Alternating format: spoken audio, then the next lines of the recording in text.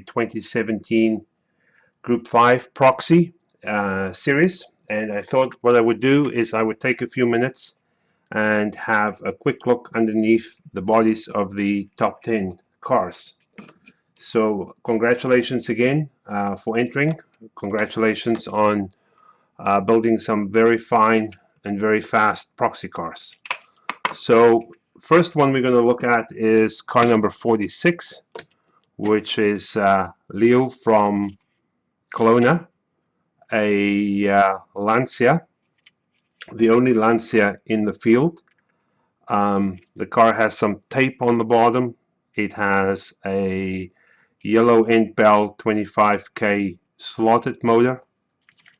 So as far as I can see, these look like NSR tires on the back. Yeah, I can't actually see the markings, but I'm sure it is NSR. Not 100%, but you can always check the technical specifications on the forum. The screws are nice and snug. As you can see, there was a little bit of chassis play.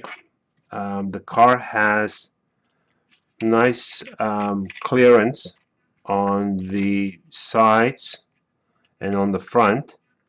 It has a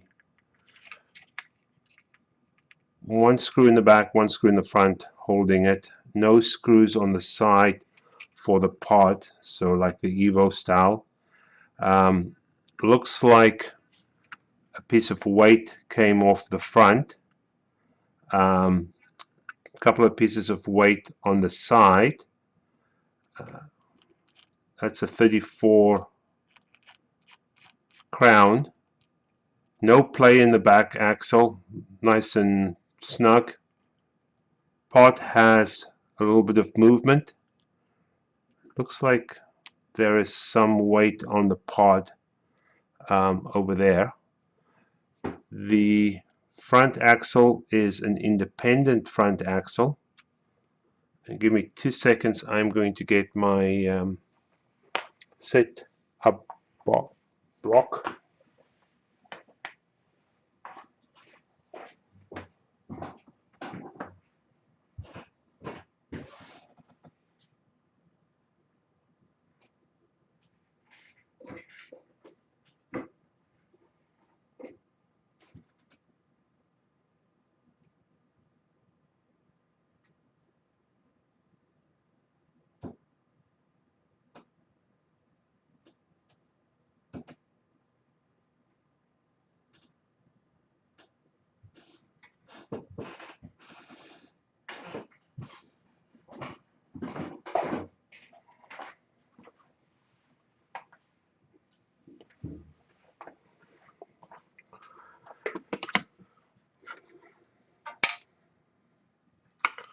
Okay, so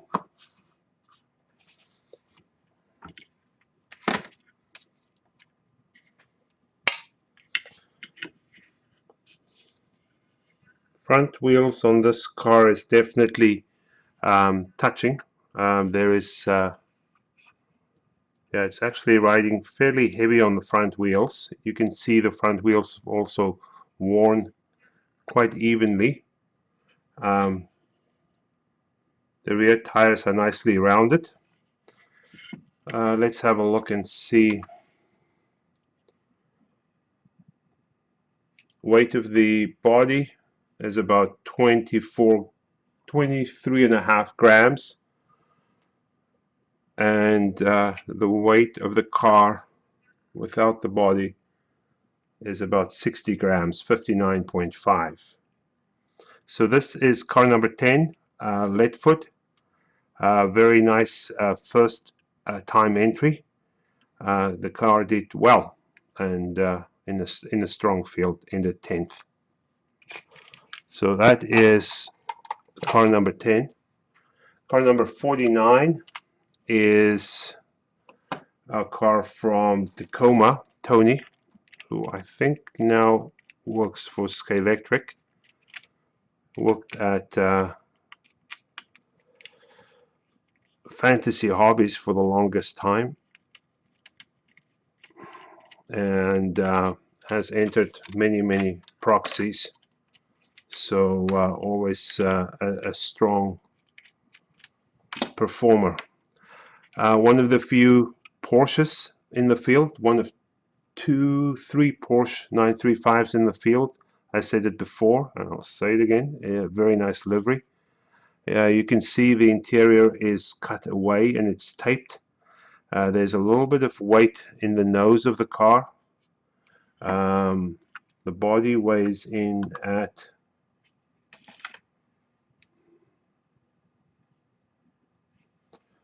about 17 grams, 16.9. The chassis weighs in at 61.6. There is some weight on the sides. If you can see that, just want to make sure that you have enough light. Okay. The car has some weight on the side of the chassis. The car has some weight on the pod, just underneath the wires. If you can see that. Let me try that again. There. It's got some weight underneath the wires on the pod. It has quite a bit of movement in the pod. That's maybe a better view. It looks like a Piranha motor. There's a little bit of sideways movement in the back axle. That looks like an NSR pinion and an NSR crown. Front tires have been coated. Also has an independent front axle, or independent front wheels, I should say. There's a little bit of weight just behind the guide. The guide is a scale auto guide, and the front wheels just barely, sorry, it's not so easy to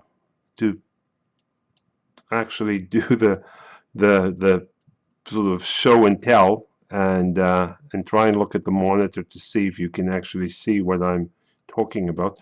So front wheels just barely touching, and this car ended 9th. Let's see, rear tires. Don't see markings on the tires. We'll have to go by what was declared when the car was entered. So again, these look like, yeah, they look like NSR. Okay, so that is car number 49. I just want to make sure that I keep the pieces together so that there are no issues. This is our friend from Edmonton, Roderick, or Darius. Darius also entered a very nicely painted Porsche 935. Looks like slotting plus wheels on the front and the back. Again, I believe these are NSRs, rubber tires, of course. Quite a low profile tire, and when I first saw this car, I was surprised that he would enter a car with such small tires, but obviously no issue, because the car ran well the whole series. It actually won, I think, the first race, and ended up in 7th place.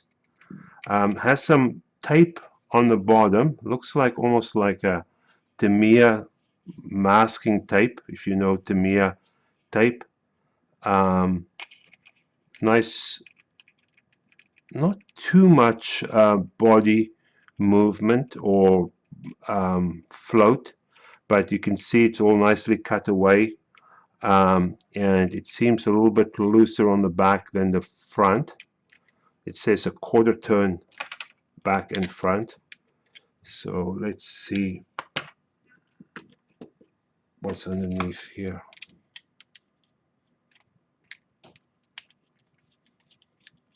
By the way, I noticed there was a comment posted today, and it talks about the modifications that were made when the car came here for round zero. I thought that was pretty funny.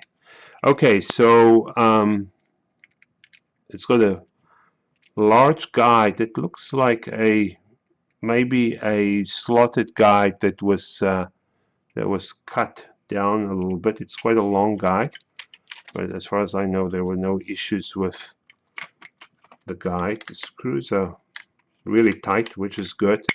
Not tight as far as not having body float, but tight as far as well attached to the body. Okay, so this car has quite a bit of weight on the pod. That is I'm not exactly sure what motor that is. White. Not exactly sure what that is. Maybe an NSR, I guess. It is a let's see, quite a bit of time spent on making sure the wires are equal length. No weight on the front, weight on the pod, and a bit of weight on either side. The front tires are quite square. They are coated. It's not a independent front wheels on this car. And when we look at the setup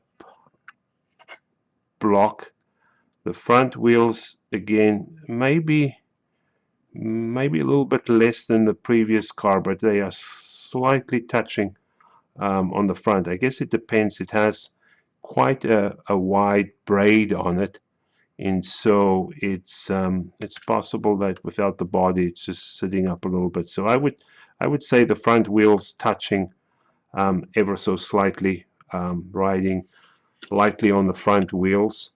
The tires again very smooth, with very or no grip.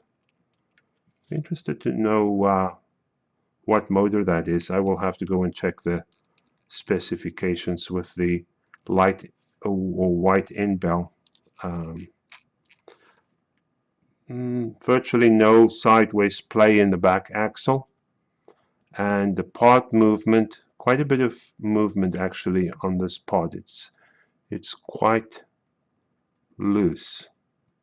I would say comparable to car 49, using this masking tape. Okay, so that is car. Just want to make sure he has two different screws in the front and in the back. Oh, let's have a quick look and see what this body. Again, the body, as you can see, is just is taped, and a lightweight interior. 16.1 grams for the body, and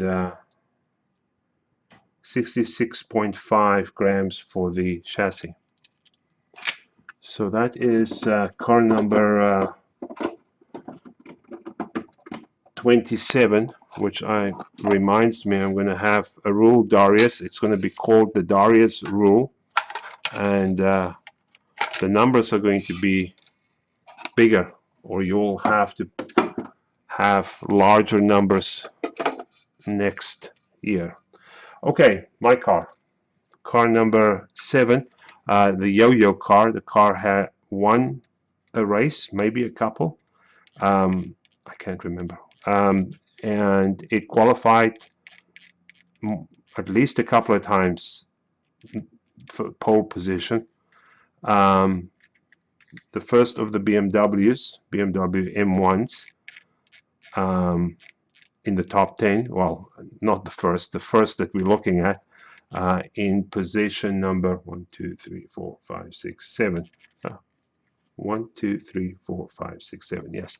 So car number 7 was in 7th. Quite a bit of body float. There's actually, if you can, it's hard probably for you to see on the video, but trust me, there's quite a bit of body float. It looks to me my tires are a little bit narrower than what was on AJK's car. We can have a quick look. So AJK, he's got a tire that is approximately 10 millimeters wide. I think that's about the same size as mine.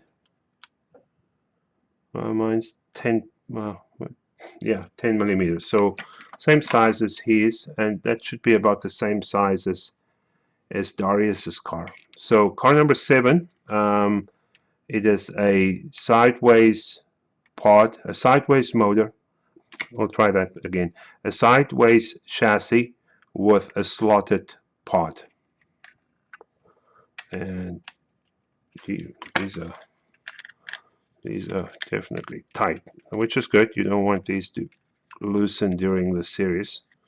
So usually, but I use a little bit of white glue, just like a school glue. The car has a little sticker on there, just in case the screw does come loose, it won't fall out on the track.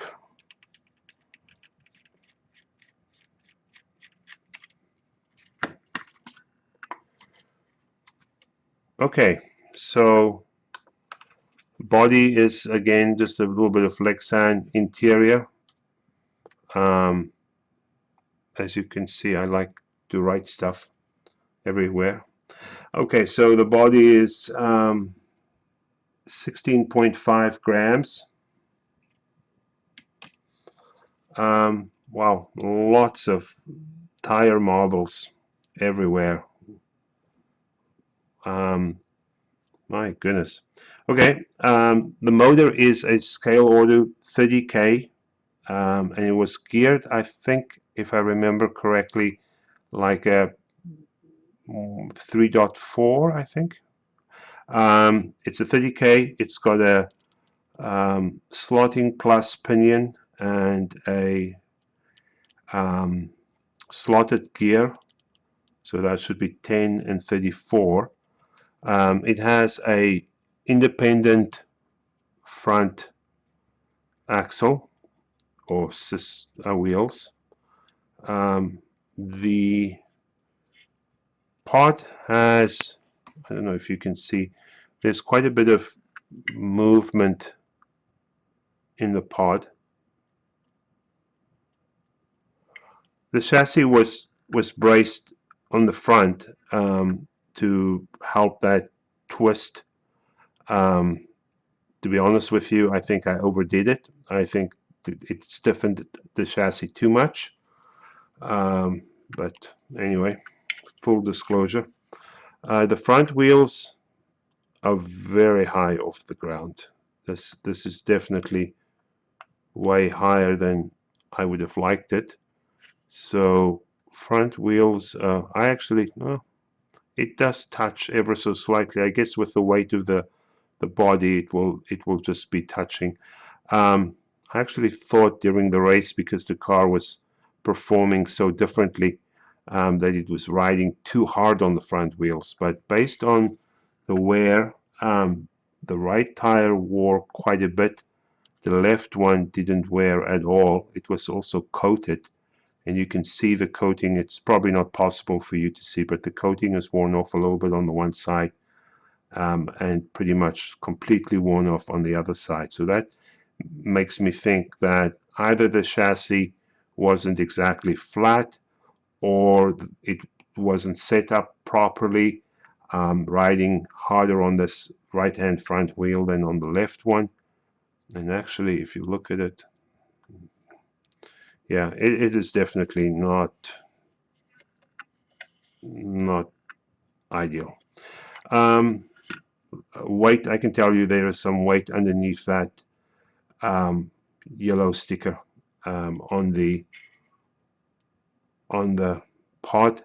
I did remove quite a bit of weight from this car. I can't remember exactly how much between last year and this year, and I think the car ended up being maybe a little bit too light for the size of motor.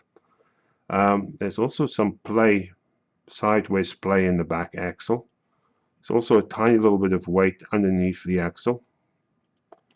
Tape lengthwise, packaging tape, and some tape across the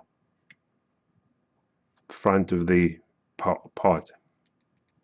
Again, quite a bit of movement in the motor pod. We'll check the weight.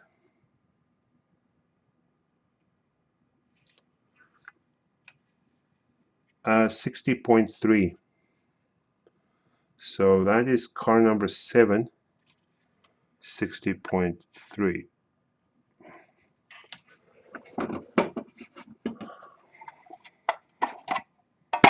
Wonder where all these empty containers are coming from. It's not like as if I ever buy any slot cars. I assume somebody just donated it to me. So this car did exceptionally well. This is car number 60. And car number 60, definitely the top performing inline. And I think, yes, very much so. Probably one of the best inline cars I've ever seen. It has what looks to me like a Piranha motor. This is the PNN anodized aluminum motor pod. I think guys in Japan made these. Just absolutely beautiful, and it complements what is a beautiful brass chassis from Chris Walker in Toronto. So this car's body is attached by pins, and those pins are nice and tight.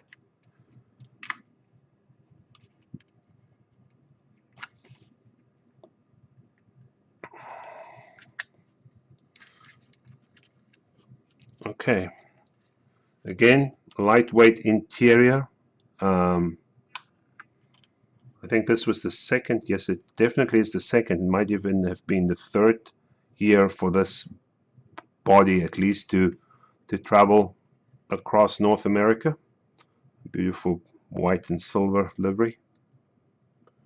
Body is 15.6, so that is very light. 15.6. Brass chassis. I don't know much about brass chassis, but you can see there is a bit of movement. Everything is absolutely so neat and tidy. That is amazing. There is a wire running across the front. It's a very thin wire that ties this side and that side together. I assume that would be like perhaps to just give in sort of a torsion bar effect. That is very clever. If that is what it is, it will just control the movement of this these plates that are on the side is slightly controlled by this very thin spring wire that runs across the front.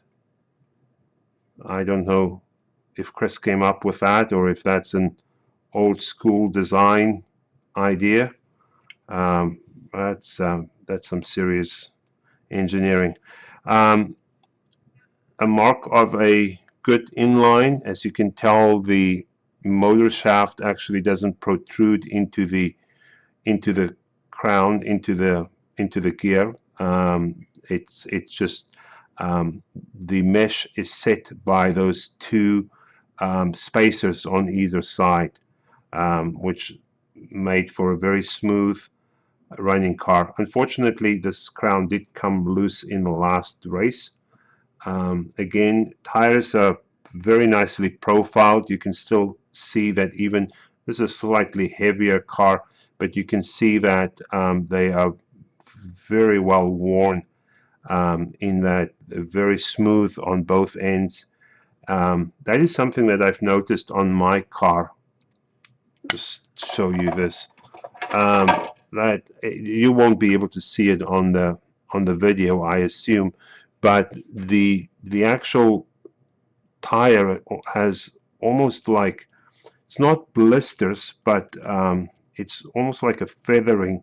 It's like grooves, like hard to explain exactly. But I noticed this, and I actually noticed this on Dennis's car as well. But when you look at this particular car, there's some dirt on it.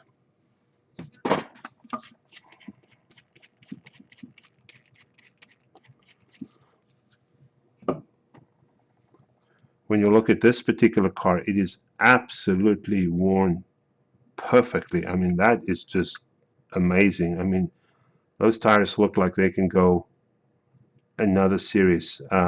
Nicely rounded on both ends. These are NSR. I can see the markings on the side. Part movement, very limited. Almost, there is no part movement. So I assume, again, I'm not an expert on brass chassis, but you can probably say that the chassis is moving within the body by way of these hinges on the side, and then this spring wire controlling the flex. These types of brass chassis designs has obviously been perfected over a very long period of time, but no movement in the actual pod. The pod is rigid, and then the whole pod system, sorry, my hands are in the way, the whole pod system actually moves inside by way of the attachment of the body to these side plates, and then being controlled by that spring or wire across the front. Yes, independent front suspension, quite square front tires. Looks like no coating on them. Quite car looks like it can go back and race another series. Quite a bit of play in the guide. There's a bit of slop in this guide, and I would assume this to be fairly heavy. We'll take a look. And in at 70 grams, so not too bad. What did mine come in at? 60. Yeah, so 10 grams heavier than my car. Car performed really well, and achieved a very fine 6th place. So that's car number 60.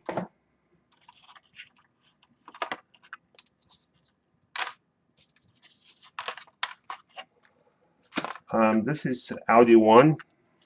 This is the car that ran the Richard Mack chassis. Richard Mack is a guy out of the UK. I'm not sure if he still sells chassis or not. I know I have one of his in a Capri with urethane tires, and it's very good. And I also know that Super Slab ran one of his chassis in last year's Proxy on a Capri, and I think he kind of finished somewhere in the middle. I can't remember. I'm sorry, but again, you can see a similar idea with these end plates having some movement and some flex on it. So again, it's hard to show on the video, but the actual back axle motor slash guide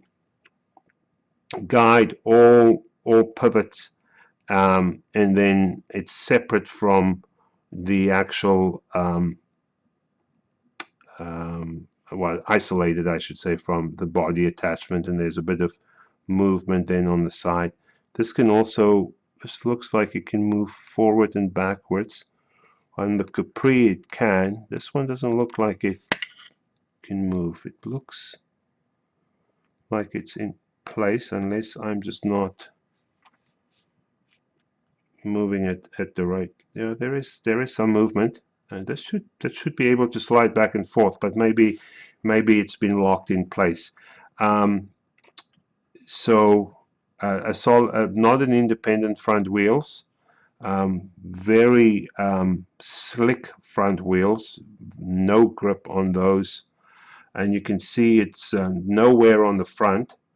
That's one thing I forgot. I'm sorry, I forgot to show you how much this car rides on its front wheels. I don't think I showed you. Oh, that's pretty much planted on the front tires for car number 60. For what it's worth. So car number 19, yeah, a little bit less, but quite firm on the front wheels. Again, tires are worn very evenly. They look like NSR. Yes, indeed, they NSR. And another scale auto, slightly different motor than the one I used, but also a 30,000 RPM motor. And this car seemed to actually improve during the series. I know, especially in the last couple of races or so, it ran really well. And then probably as the tires bedded in and polished and just got better. So that is car number 19. Hopefully I'm showing none of these two cars that I showed you, car number 16 or car number 19, had any additional weight added, but I mean that's obvious because of the weight of the metal chassis. Okay, so that is car number 19 and car number 60. We'll get to Mr. Smokio. He likes to put some glue in his screw holes, I guess. So I'll see if I am able to pull this out. If not, then we might have to do this another time. So, sorry, Mike, you're going to have to put new glue in the screws. There we go. By the way, that wing was loose. It wasn't me that just broke it off. It was actually loose. I was going to glue it back before I send it back.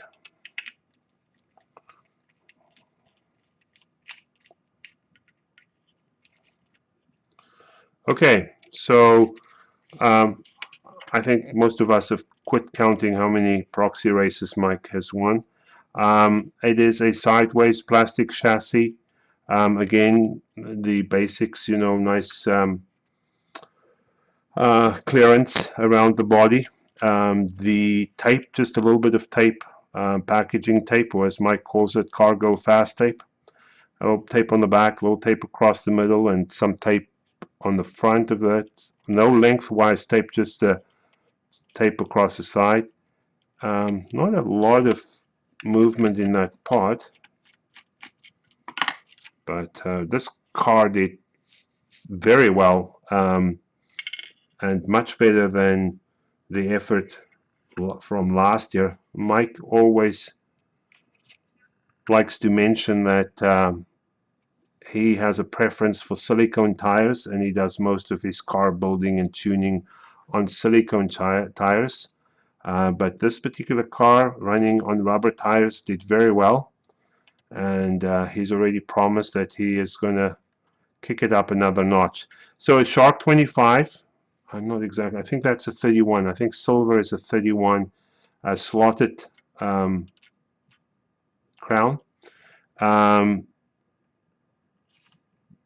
Definitely some movement in the pod, if you can see that, but not much.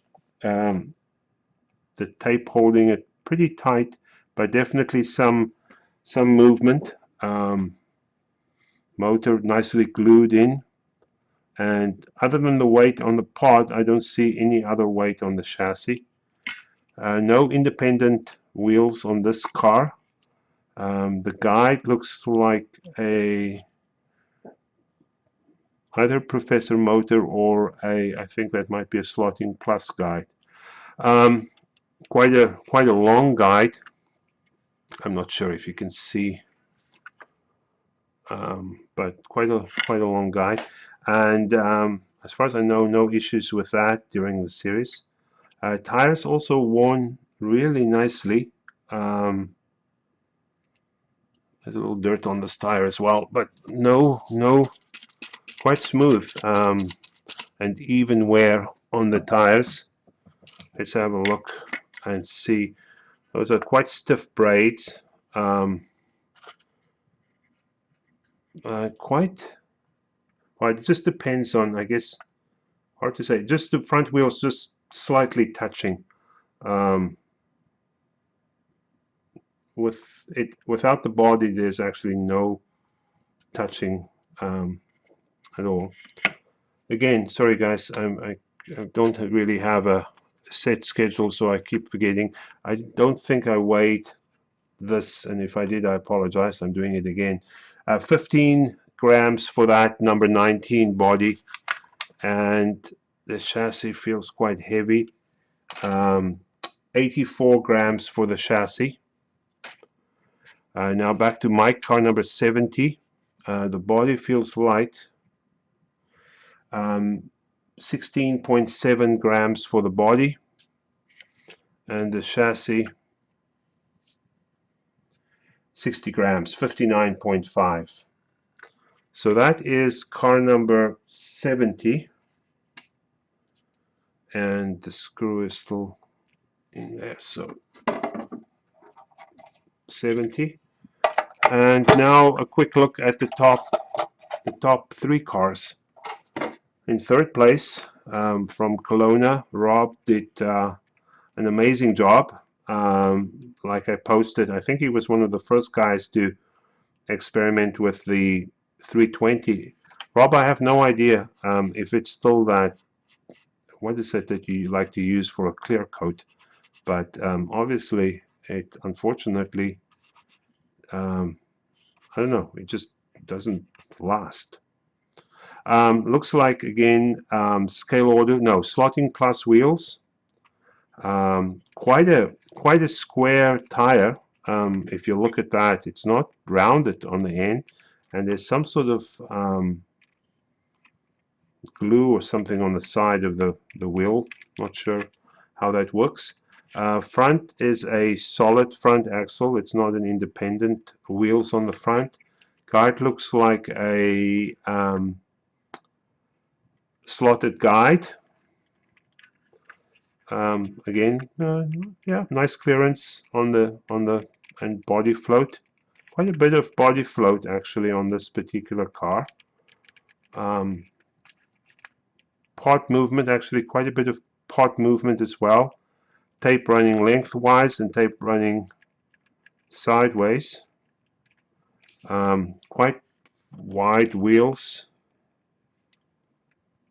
Let's have a look. It looks to me like an 11 millimeter, actually 11.76, so almost a 12 millimeter wide wheel on this BMW. And everything is clear, nothing touches. And let's have a look underneath and see what it looks like.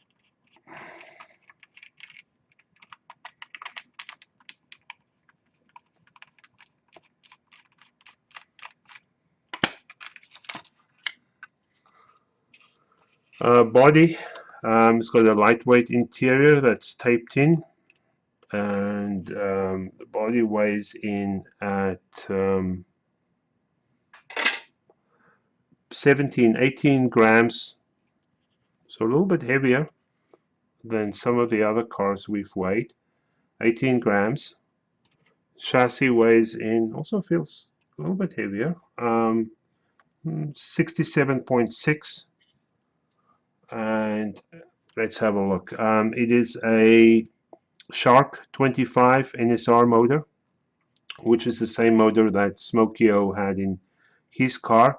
Quite a bit of weight. There's weight on the pod, there's weight on the sides, and there's weight here behind the front axle.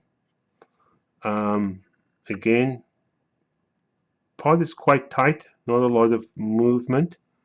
Um, one of the few cars without a screw-in guide. Most of the others had a screw-in guide.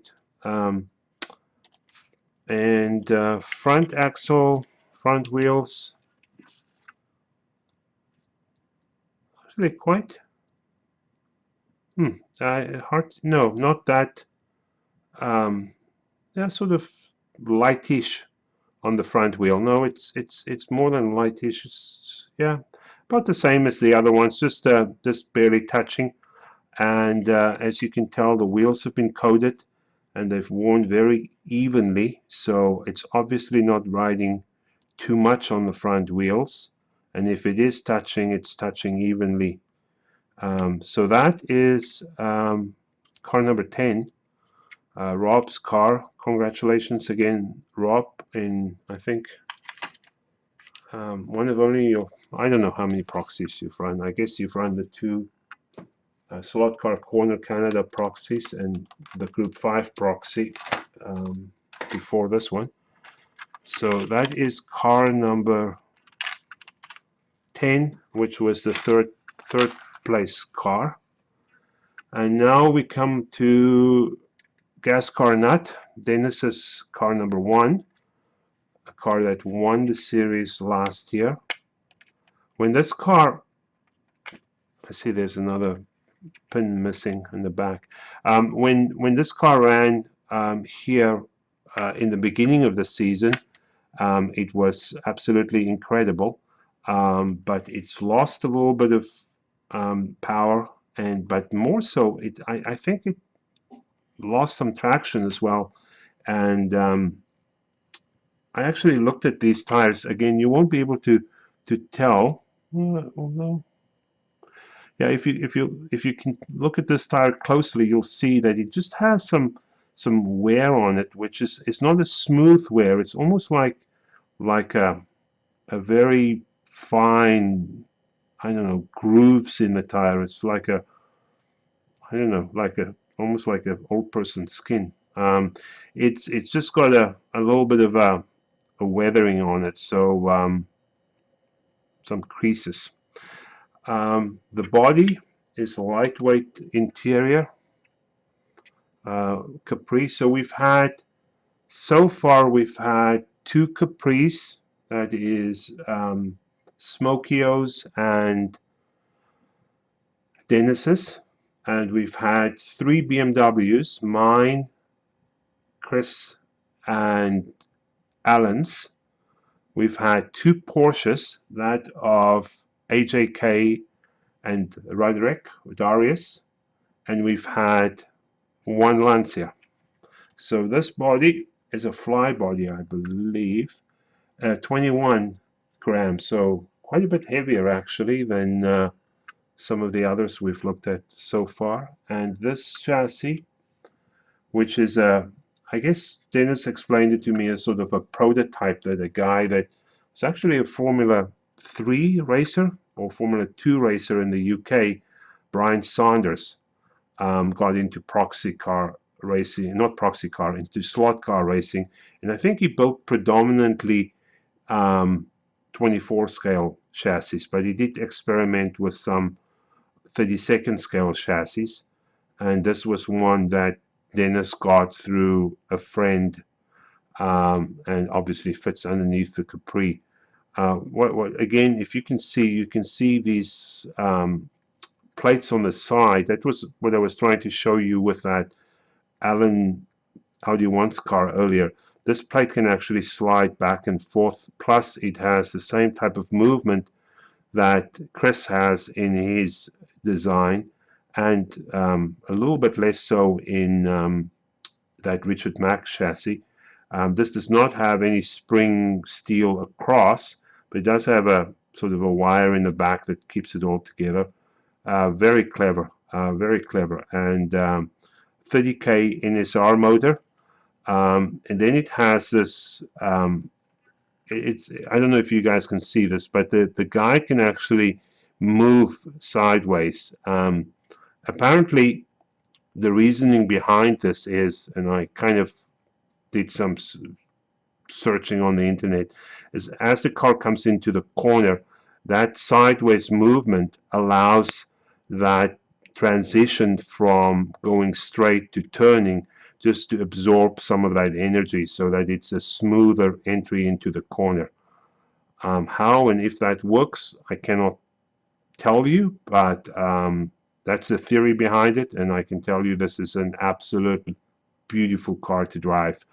Um, when that car came here for round zero, it was a car that you just wanted to keep on driving. Not always the fastest. I don't know if it ever had a top qualifying, but it was a strong contender.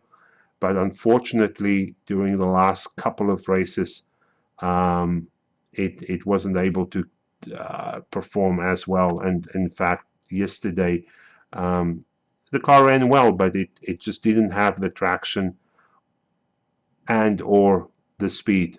I don't know if the traction caused the problem for the speed, but it's probably a little bit of both. Big guide looks like a 24 scale guide that has been cut down.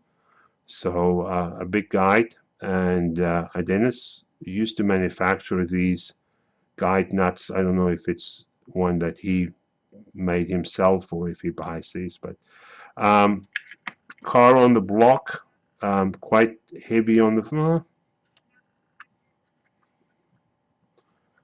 Definitely, it's heavy on the one side. Maybe that's part of the problem. It's heavy on this left-hand side. It is not so heavy on the right-hand side.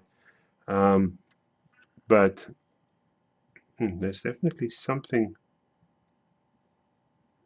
It's interesting. I wonder if the chassis is slightly out of alignment. I don't. I can't say. Dennis would know immediately, but I don't know. Um, um, a strong performer all season long, and just got edged out from top spot here during the last couple of races. So that's car number one, and then a quick and final look at the winner, car number 8. When this car arrived, I can't remember if I posted or not, but the tires on the back of this car was absolutely polished, polished, polished. You could not believe how smooth the tires were on the back. He must have spent an enormous amount of time polishing those tires. I was maybe expecting, maybe hoping, because when I put this car on the track, it was phenomenal, and I was thinking, well, those tires were not going to last. That excellent grip is going to wear off, and then the car is going to be unbalanced, and then it was going to be a challenge going forward. But I was wrong. In fact, this car performed as well, if not better, during the last few races. It was just so planted, so balanced, and so easy to drive. Just it was a well-deserved winner. It's got some tape, and again, that looks like a masking tape that's on the bottom. And then underneath that masking tape, there is some packaging tape. If you look at the detail, you can see it's been drilled out behind the rear axle. The body or the chassis has been drilled out to make it lighter, because obviously you want as little weight as possible behind the axle. So just the attention to detail for a man entering one of his first proxies is quite incredible. Leon, you're going to have to tell us what the Chinese writing is on the back of or underneath the wing. I don't know, and I assume it's Chinese. It might not be Chinese. fact, Chinese is Greek to me. Anyways, there was good clearance, as you could tell from the body. So let's have a look.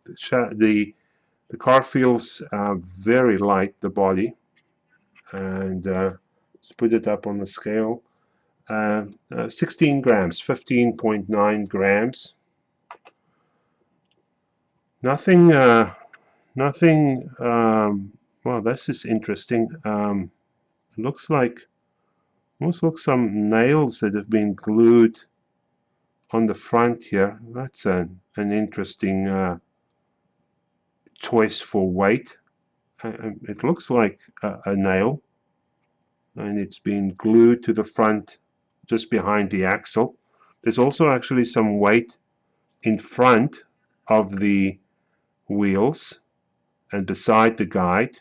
There is some weight here on the side of the chassis, and there is some weight on the pod. That's actually quite interesting that there is that much weight in the front of the car. I seldom use weight on the front of the car, but I can learn from this because this was an exceptional car. It's got a yellow end bell slotted 25k motor. Pod movement, yes, and nicely damped by the tape. The tires are still in really good condition. Looks like CBD wheels. No play in the rear axle whatsoever. Independent? No, not an independent front wheels. Looks like slotting plus wheels, and it almost looks like a zero grip tire, very hard plastic tire on the front. Nice attention to detail. There was a little piece of tape that was holding those two wires together in the front. Chassis.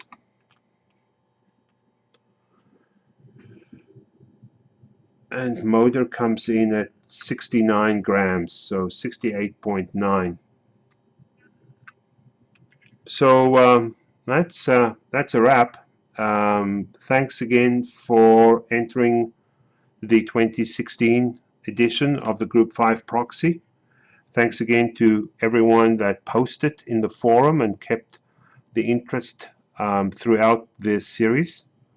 Thanks to all of those drivers and all of the hosts that put their homes and their tracks up for us to visit virtually and partake in this series. And hopefully you'll be back and join us. The deadline will be October 31st, and cars need to be either here in Chilliwack, or for a small additional fee, I will provide you with an address in Sumas, Washington. The rules are going to stay the same. We will clarify a few things on penalty points. I did notice there was a post, or maybe a couple of posts, asking about options when it came to having cars that were either resin or perhaps another manufacturer. Please make sure that you check the eligibility list of cars, because only cars that are on that list will be allowed to race, and only cars that have bodies from those manufacturers listed in hard plastic will be allowed to race. Other cars will not be allowed to race, and they will be returned to the owner. So if you have any queries or any questions, please ask. The rules are firm. I am not looking at making any changes to the rules. The tires need to be rubber tires, and the chassis can be of your own design. I think at the moment the formula is still working. We had three actually very nice metal frame, quite exotic chassis. And then we had in the top 10, and then we had 7 plastic chassis. And the fact that you can come in as essentially a rookie and win the series still shows to me that there is no need to make any significant or any changes for that matter to the rules. So we are going to go forward with the same rules, and if you have questions, then please ask. When the car arrives here on October 31st, um, if your car does not comply to the rules, you will receive penalty points. If your car is not able to navigate the track, or I need to make adjustments to the car in order for it to run properly, you will receive penalty points. Uh, it ain't no fun to receive them, and trust me, it ain't no fun to hand them out. So if you have queries, or if you have questions, or if you're not sure on what you need to do, please post.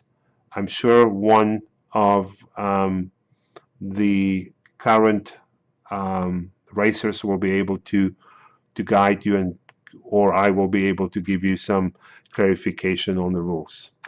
So thanks again. It's now approximately 7 p.m. Pacific time, so it's been an hour of me boring you to death. Good night.